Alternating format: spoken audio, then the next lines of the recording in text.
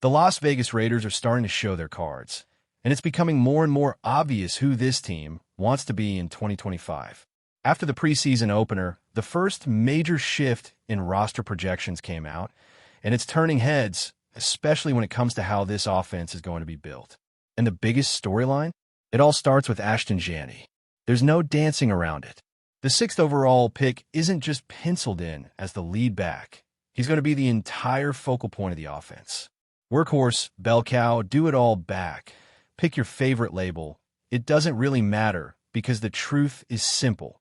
This offense is going to run through Janney. And it better. The idea that the Raiders might take a running back by committee approach was floated earlier in the offseason, but that idea is as good as dead now. Janney isn't just ahead of the pack. He is the pack. Running situations, passing situations, goal line, third downs, he's going to be on the field. And honestly, if you're not giving this guy the ball 20 times per game, then what's the point of taking him at number 6 overall? The Raiders don't just need him involved, they need him featured. Because with all due respect to the rest of the offensive weapons, none of them have the upside Janney brings. The only thing that might slow him down is an offensive line that's already looking shaky. Right now, it's not even a question of talent. It's about opportunity. And if the Raiders really are committed to building around physicality, toughness, and winning at the line of scrimmage, then Janney's usage has to reflect that identity. We're not talking about 200 touches. We're not even talking 250. This has to be a guy that's in the 300-plus touch range. Give him the ball 17 times on the ground. Hit him 3 more times through the air. You've got a 20-touch average. Stretch that across a 17-game season, and now we're talking 340 total touches. Yes, it's a lot, but this isn't just any rookie. Since 2010, only a handful of rookie running backs have been fed that kind of workload. Najee Harris, Doug Martin, Ezekiel Elliott, Saquon Barkley, Alfred Morris, and Janney belongs in that conversation. Actually, he might even belong at the top. Harris put up big numbers as a rookie, but Janney looks like a more explosive athlete. Martin was productive early on, but Janney is more dynamic. And when you stack him against Zeke and Barkley, he might not be the same level of pass catcher as Saquon, but between the tackles, he's right there with both of them. That's the bar, and the Raiders seem to know it. So what's stopping him from being a legitimate offensive rookie of the year candidate? Only one thing, the offensive line. And unfortunately, that's not a small concern right now. Vinny B might be more optimistic than most, but his assessment feels a little too relaxed for the reality. Alex Kappa and Thayer Munford as the first options off the bench? That should be raising red flags. Kappa was arguably the worst offensive lineman in the league last season, and he's not even healthy at the moment. Munford hasn't shown enough to be considered a reliable depth piece, let alone a starter. And the rookies, Caleb Rogers and Charles Grant, are still clearly developmental guys, which means they're not ready. So if an injury hits, or if any of the current starters underperform, things could get ugly real fast. And that's where the frustration sets in. The Raiders had all offseason to address the interior offensive line, and yet here we are, still talking about patchwork solutions and hoping guys like Kappa can rebound. Instead of attacking this weakness in free agency or loading up in the draft, they're hoping to plug the gap with players who haven't earned that kind of trust. And it's baffling, especially when you consider the investment made in Janney. You don't spend a top 10 pick on a running back just to hope the blocking sorts itself out. That's backwards team building. And it has the potential to waste one of the most exciting talents this franchise has seen in a long time. If the Raiders are serious about fixing it, the time to act is now. There's still veterans on the market who could come in and stabilize things. Dalton Reisner should be at the top of that list. Brandon Scherf might be a pricier option, but he brings a level of reliability and toughness this line sorely needs. Even lower-profile names like Shaq Mason or Mark Lewinsky would offer more peace of mind than rolling the dice on Kappa and Munford. It doesn't have to be a flashy signing. It just needs to be someone who can play competent football in the trenches. Because right now, the backup plan is no plan at all. But offensive line isn't the only position group raising questions. The wide receiver room is entering the spotlight too, especially the final roster spots. The name that's making the most noise is Tommy Mellott. He's raw, He's still making the transition from college quarterback to NFL wide receiver. But the Raiders clearly see something in him. Vinny B is even predicting that Malott could make the 53-man roster over Alex Bachman. And that's interesting because Bachman is more polished, more NFL ready, and offers help on special teams. But Malott has one thing you can't teach: upside. Is it a coin flip? Probably. Bachman helps you win now. Malott maybe helps you win in 2 or 3 years. But sometimes you have to take the long view. You keep a guy like Malott around, stash him, coach him up, and hope that patience turns into production. If it were up to the coaching staff, they probably want to keep both players. And if the numbers allow it, that's likely the outcome. But if it comes down to just one roster spot, the guess here is that the Raiders will lean into upside and go with Malott. Not because he's better right now, but because he might become something later, and the risk of losing that on waivers might be too big to take. And all of this leads to the real theme that's emerging from this Raiders roster. It's a team trying to balance short-term competitiveness with long-term development. That's easier said than done. And when it comes to the trenches, particularly on the offensive side, they're skating on thin ice. Because the skill talent is there. You've got Janney, you've got Brock Bowers, you've got playmakers who can take over a game. But if you can't win at the line of scrimmage, if you can't protect your quarterback, if you can't create consistent holes in the run game, then it doesn't matter how talented your weapons are. It's going to fall apart. And that's why this offensive line situation isn't just a minor concern. It's the concern. The interior group, the guards and the center, are the biggest question marks. Powers Johnson is getting work at right guard, even though a lot of people expected him to slide right into the center role. That might be a sign that the Raiders are trying to cover up their guard issues by shuffling guys around. But doing that can mess with chemistry, and more importantly, it can mess with a young player's development. If Powers Johnson was drafted to be a center, and he wants to play center, then why are you moving him? Just to cover up for bad planning at guard? That's a dangerous game to play. Because if you burn through another year without real progress up front, you risk setting this offense back again. And with the AFC getting more competitive by the year, the Raiders can't afford to keep playing catch-up. And it's not just offense.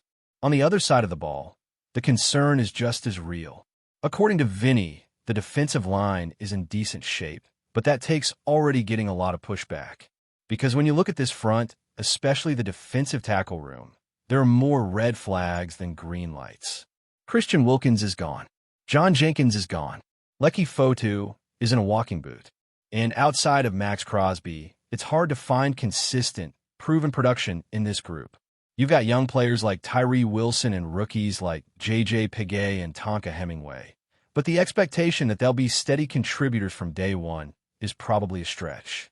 The Raiders are betting big on development across the board, from the D-line to the secondary to depth at linebacker.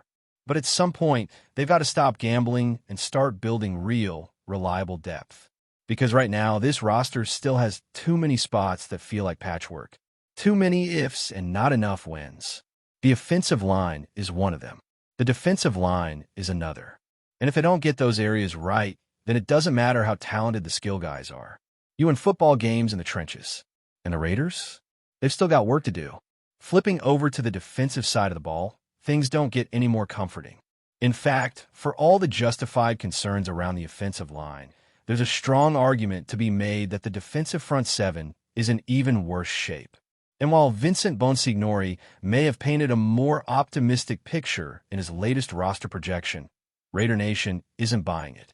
Saying the defensive line has good depth might sound nice in theory, but when you actually take a closer look at the names, the tape, and the situation as a whole, it becomes painfully obvious. The Raiders are still paper thin up front, especially on the interior, and that's a major problem. The defensive tackle group, right now, might be one of the least intimidating units in the entire league. The departure of Christian Wilkins, who was supposed to anchor this line for the foreseeable future, has left a massive hole that no one has truly stepped up to fill. Leki Fotu, who had a chance to earn real reps this year, is banged up and in a walking boot. That alone should tell you how fragile this room is. The Raiders were hoping for guys like Thomas Booker and rookie J.J. Piguet to emerge, but asking mid to late round rookies and fringe roster players to become key contributors overnight is a gamble, and one that rarely pays off. And sure, the team still has Max Crosby. Max is the engine, the soul of the defense. But even the best defensive ends need help inside to reach their full potential. You can double Max. You can slide protection his way. But if there's no push up the middle, no threat from the interior, opposing offenses will be able to neutralize the pass rush by just avoiding Crosby's side altogether. That's why depth up front isn't a luxury. It's a necessity. And pretending this group is good enough is not only inaccurate, it's dangerous. What's even more frustrating is how avoidable this issue was. There were opportunities in free agency, in the draft, to bolster this group with real talent. But instead, the Raiders opted to pass on some of the top interior linemen and leaned into development and long-term projects. That's fine in a vacuum, but when your defensive front is already weak and you lose your top piece, you can't afford to slow play the rebuild. You need to act.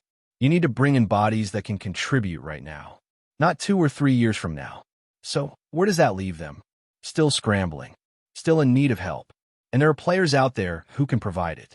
Guys like Jadeveon Clowney, Zadarius Smith. No, they're not in their primes anymore, but they're still good enough to play meaningful snaps. Clowney, especially, has proven he can still disrupt plays when used properly. And even if you're not expecting Pro Bowl-level performances, the bar to improve this group isn't exactly high. Quentin Jefferson, William Golston, those guys might not be stars, but they'd instantly be among the most reliable defensive linemen on this roster. That's how thin things have gotten. The Raiders cannot go into the season with this group as is. Not if they want to compete. Not if they want to take the next step under this new regime. Because no matter how creative your defensive coordinator is, you can't scheme your way around weak line play forever. Eventually, you need guys who can win at the point of attack. You need bodies that can hold up for 4 quarters. And right now, Las Vegas simply doesn't have enough of them. Now, let's shift to the linebacker room, which is quietly becoming another area of interest and confusion.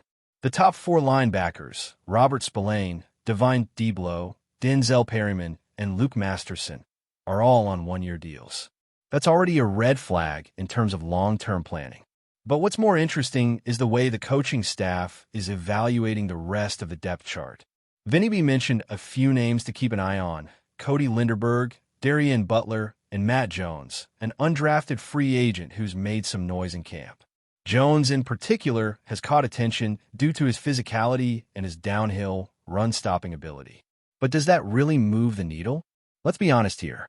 This linebacker unit isn't built to thrive in coverage. In fact, it's probably one of the slowest and most coverage-vulnerable linebacker groups in the AFC.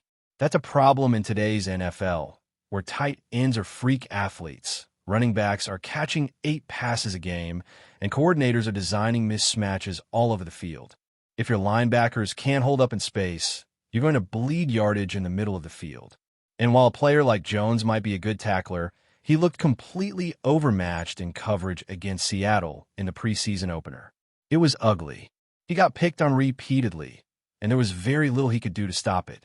If the Raiders are trying to modernize their defense, they need to prioritize coverage ability in the linebacker room. That's why the idea of cutting Amari Gaynor is baffling. Gaynor might not be a finished product, but his skill set is exactly what this team lacks: range, speed, and fluidity in coverage. He's not going to dominate downhill like Spillane or Perryman, but he doesn't have to. He just needs to hold his own in coverage, which is more than can be said for most of the guys currently ahead of him on the depth chart. So when it comes to these final linebacker spots, the Raiders need to ask themselves, are we trying to build a faster, more versatile defense, or are we just trying to stack tough, downhill guys who are one-dimensional? Because the AFC isn't going to slow down for you. Teams are going to throw, and they're going to target the weak spots. If Las Vegas doesn't get faster in the middle of the field, that weakness is going to get exposed early and often. And speaking of getting exposed, the secondary has more question marks than answers right now. Vinny's article claims that Darnay Holmes is a lock to make the roster as the team's primary slot corner, but that feels like a stretch. Holmes has experience, sure. He's got familiarity with Patrick Graham's system, and that matters. But calling him a lock implies that he's a standout, that he's earned that spot unquestionably. And that's just not true. Not when you venom him. The Las Vegas Raiders may be preparing to make one of the boldest moves of the offseason, as rumors swirl that they are targeting Jamal Adams in a surprise push to bolster their defensive unit. Sources close to the organization hint that front office executives have been quietly discussing the possibility of bringing in the veteran safety, whose reputation as a game-changer still resonates despite a series of injury setbacks in recent seasons. While no official statement has been made, whispers in league circles suggest that the Raiders see Adams not only as an on-field presence, but also as a locker room leader capable of inspiring a defensive turnaround. The timing of the speculation is particularly intriguing, coming just as the Raiders' secondary has been under scrutiny for inconsistent performances and lapses in critical moments. Adams, known for his hard-hitting style and high football IQ, could provide the kind of aggressive edge that aligns with head coach Antonio Pierce's vision of a physical, no-nonsense defense. Yet questions remain about his durability and whether the Raiders would be willing to absorb his current contract or push for a renegotiated deal. Still, for a franchise hungry to return to postseason contention, this kind of calculated risk may be exactly what the fan base craves. Adding Jamal Adams would not just be about filling a position. It could signal a shift in the Raiders' entire defensive philosophy. The current roster boasts some promising young talent in the secondary, but what it lacks is a proven, vocal leader who can set the tone from the first snap. Adams has built his reputation on doing exactly that, from his time with the New York Jets to his tenure with the Seattle Seahawks. His ability to blitz, disrupt passing lanes, and intimidate receivers is rare for a safety, and the Raiders' coaching staff reportedly admires his versatility. The front office has historically been aggressive in pursuing marquee names when they believe it will energize the locker room and fan base, and this situation seems to fit that mold perfectly. However, there are strategic considerations that cannot be ignored. Acquiring Adams could require sacrificing valuable draft capital or restructuring contracts, moves that carry long-term consequences. The Raiders' financial flexibility is limited, which means every decision this offseason will have to be balanced against the team's broader goals. Still, if they truly believe Adams is the missing piece to elevate their defense into a top-tier unit, the reward could outweigh the risk in dramatic fashion. Behind the scenes, the chatter about Adams is said to have sparked mixed reactions among team insiders and analysts. Some see him as a transformative figure who could single-handedly alter the identity of the Raiders' defense, while others caution that his recent injuries and fluctuating performance make him a gamble. It is no secret that the Raiders' past defense has struggled against elite quarterbacks, and Adams' track record suggests he could help address that vulnerability. Yet there is a question of fit, both in terms of scheme and locker room culture. Pierce's leadership style emphasizes accountability and effort on every play, and Adams' intensity might either mesh perfectly or create friction if expectations are not met on either side. In addition, Adams' presence could shift the roles of existing starters, potentially impacting the development of younger players who need live reps to grow. Fans, for their part, seem divided. Social media buzz shows equal parts excitement at the thought of landing a high-profile star and concern over the price tag. The Raiders' decision-makers will have to weigh not only the football implications, but also the optics of committing to a veteran whose prime years may already be behind him. If history is any guide, the Raiders are not afraid of making splashy moves that defy conventional wisdom, and this potential Adams acquisition fits that pattern. The franchise has often embraced bold trades or signings that create headlines and energize its passionate fan base, even if such moves raise eyebrows across the league. In Adams, they will be getting a player who, when healthy, is among the NFL's most disruptive defensive backs, capable of racking up sacks, tackles for loss, and pass deflections in bunches. His arrival could also help stabilize a unit that has been plagued by inconsistency and a lack of identity. Moreover, Adams brings playoff experience and a proven ability to perform in high-pressure situations, traits that could prove invaluable as the Raiders look to make a serious postseason push. The negotiation process, however, could be complex, especially if other teams express interest and drive up the price. Any deal would likely need to balance immediate impact with sustainable roster building, something the Raiders have sometimes struggled with in recent years. Still, the potential upside of pairing Adams with Max Crosby and the rest of the defensive core has some insiders calling this an opportunity the team cannot afford to miss. Ultimately, whether or not Jamal Adams ends up in silver and black may depend on a combination of timing, financial creativity, and the willingness of both sides to compromise. Adams, for his part, has yet to comment publicly on the rumors, though those close to him say he is eager for a fresh start where his skill set is fully utilized. The Raiders could offer that platform, along with a fan base that thrives on gritty, hard-nosed football.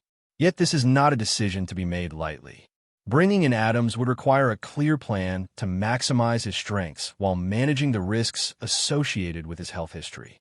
It would also demand that the coaching staff integrate him seamlessly into a system that already has established leaders and emerging stars.